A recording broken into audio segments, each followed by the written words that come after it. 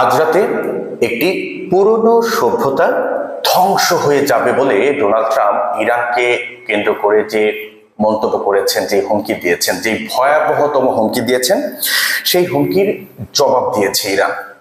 Iran সরকারের একজন মুখপাত্র বলেছেন যে যারা ইরানের সভ্যতা সম্পর্কে জানে না, যারা অজ্ঞ, শুধুমাত্র তারাই এই ধরনের মন্তব্য করতে পারে।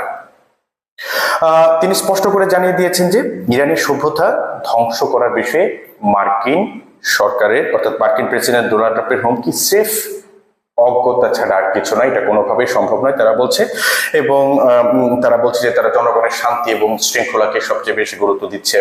বলছে যে এই ধরনের হুমকি ধামকি দিয়ে ইরানকে আলোচনার টেবিলে বসিয়ে রাখা যাবে না, এই ধরনের হুমকি দিয়ে কখনো আলোচনা হয় না, ইরান এই ধরনের কথা বলছে। এবং পাশাপাশি বলছে যে কড়া মন্তব্য করে তারা বলছে যে যদি যুক্তরাষ্ট্র এরকম কিছু করে তাহলে ইরানও পাল্টা প্রত্যাঘাত করবে, সমান এবং বিপরীতমুখী প্রত্যাঘাত করবে ইরান। এবং সব মিলে যদি আমরা একটা সংক্ষেপে বলি এরকম যে ডোনাল্ড ট্রাম্প এত বড় একটা হুমকি কেন দিয়েছে, কারণ আজকে তার আলটিমেটামের শেষ দিন, শেষ সময়, এবং আজকের মধ্যে সে একটা ডিল করতে চায়, ইরানের সঙ্গে যুদ্ধবিরতিতে আসতে চায়। ডোনাল্ড ট্রাম্প মরিয়া হয়ে চাচ্ছে যেন ইরান যুদ্ধবিরতিতে আসে।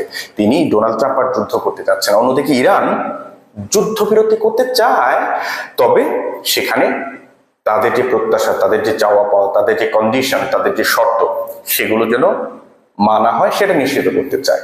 পাশাপাশি ইরানের এত যুদ্ধ বন্ধ করার এত তাড়াহুড়া ইরানের মধ্যে দেখা যাচ্ছে না। এবং সামরিক বিশ্লেষকরা বা মধ্যপ্রাচ্য নিয়ে যারা কাজ করেন, যে বিশেষজ্ঞরা, তারা বলছেন যে ইরান প্রয়োজন হলে এই যুদ্ধকে আরো টেনে লম্বা করতে চায়। কারণ এই যুদ্ধ যত দীর্ঘস্থায়ী হবে, ইরান তত বড় পরাশক্তি হয়ে উঠবে। আর আজকে আপনারা নিশ্চয়ই ইতিমধ্যে জেনেছেন যে নিরাপত্তা পরিষদে হরমুজ প্রণালী খুলে দেওয়ার বিষয়ে একটি ভোটাভুটি হয়েছিল। সেখানে চীন এবং রাশিয়া ইরানের পক্ষে ভোট দিয়েছে। চীন এবং রাশিয়া এই হরমুজ প্রণালী যেন না খোলা হয়, বন্ধ রাখতে পারে ইরান, তার জন্য ভেটো দিয়েছে। সুতরাং বোঝাই যাচ্ছে যে ইরানের পাশে কারা আছে, চীন আছে, রাশিয়া আছে, এবং গোপনে আরো অনেক দেশ হয়তো তাদেরকে সহায়তা করছে। এরকমই কিন্তু বলছেন মধ্যপ্রাচ্য বিশেষজ্ঞরা, যারা মধ্যপ্রাচ্য নিয়ে কাজ করেন।